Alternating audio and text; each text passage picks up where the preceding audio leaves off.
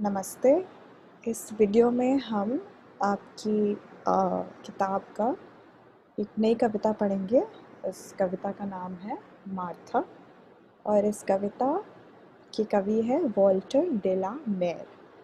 तो इस कविता को हम कैसे पढ़ेंगे ये समझ लेते हैं इस वीडियो में।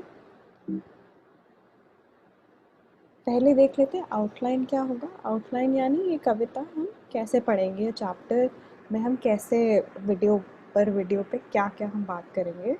पहले हम कवि यानी वॉल्टर डे ला मेर के जीवन के बारे में थोड़ा बहुत जानेंगे।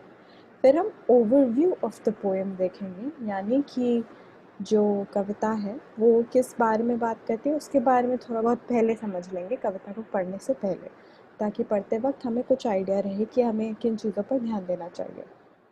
फिर हम पढ़ेंगे ग्लॉसरी यानी जो शब्दकोश आपकी किताब में दी गए हैं, जो वर्ड मीनिंग दिए गए हैं, नए नए जो शब्द हमें मिलेंगे इस कविता में उसके बारे में उनके मतलब समझेंगे।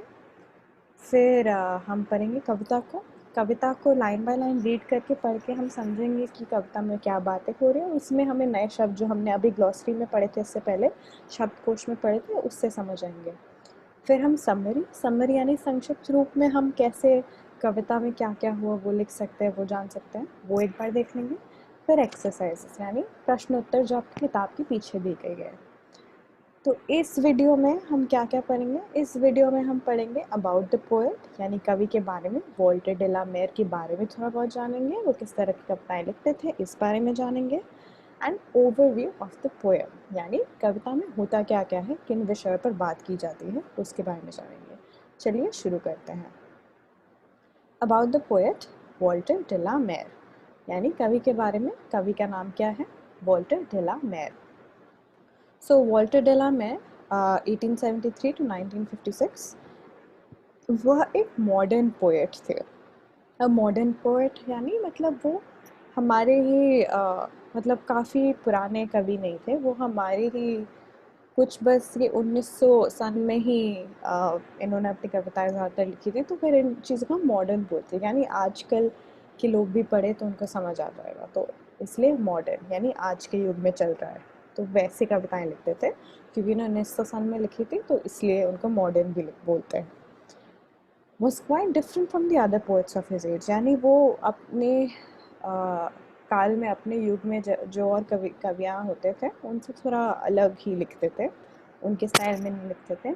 He is unlike other modern poets such as T.S. Eliot who discuss problems related to society and industrialization, यानी कि दूसरे कवि जो हैं वो उस समय उस युग में सोसाइटी यानी संस्कार में क्या हो रहा है, आपके आसपास आपकी कम्युनिटी में क्या क्या हो रहा है, इंडस्ट्रियलाइजेशन यानी जो फैक्ट्रियों में काम करते थे, तो ये जो काम शुरू हुआ था तो इन सब से क्या कठिनाइयाँ उठती थी, इन सब चीज़ों के बारे में बात करते थे।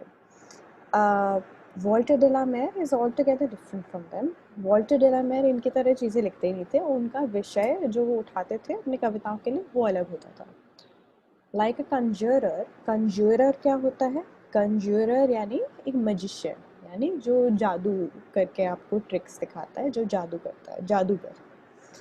He creates an atmosphere of mystery, यानी वो एक ऐसा माहौल तैयार करते हैं वॉल्टर डे ला मेर कि मिस्ट्री छा जाती है। मिस्ट्री यानी ऐसा एक वो कि आपको पता नहीं क्या होगा, मतलब बहुत ही, जैसे आप कई बार कोई मूवी देखते हो और आप उसमें किसी चीज़ की खोज कर रहे होते हो, तो फिर आपको मालूम नहीं होता कि आपको वो चीज़ मिलेगी या कहाँ मिलेगी उस मूवी में, वो उस मूवी का, उस फिल्म का स्टोरी क्या होगा। उस चीज़ को हम मिस्ट्री बोलते हैं कि अभी हमें पता नहीं और हमें खोज करनी है।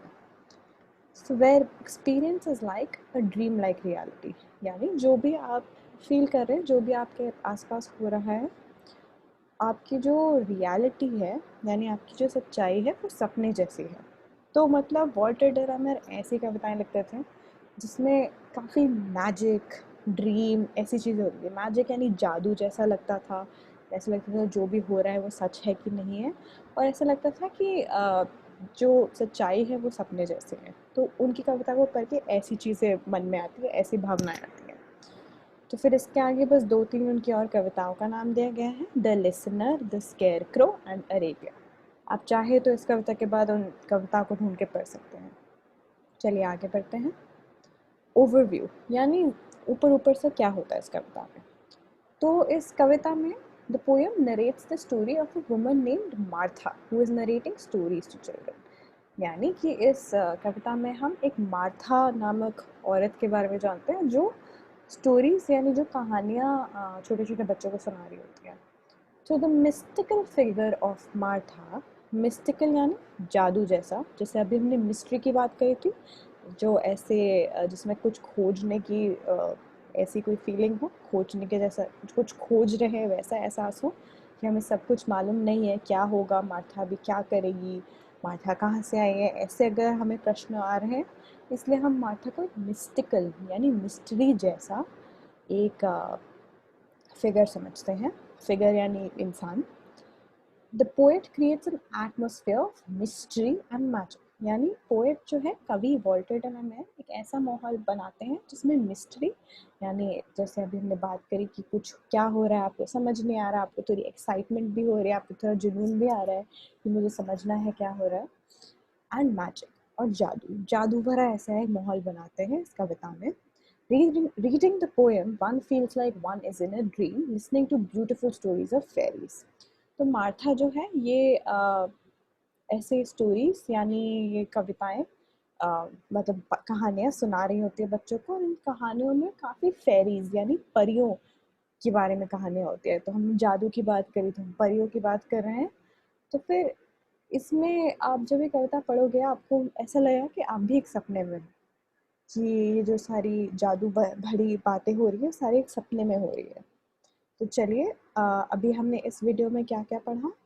हमने पढ़ा ऑथर जो कवि है उनके बारे में, वर्ल्ड टेलर के बारे में कुछ चीज़ें जानी, और इस कविता में होगा क्या क्या उसका ओवरव्यू थोड़ा ऊपर ऊपर से समझ लिया।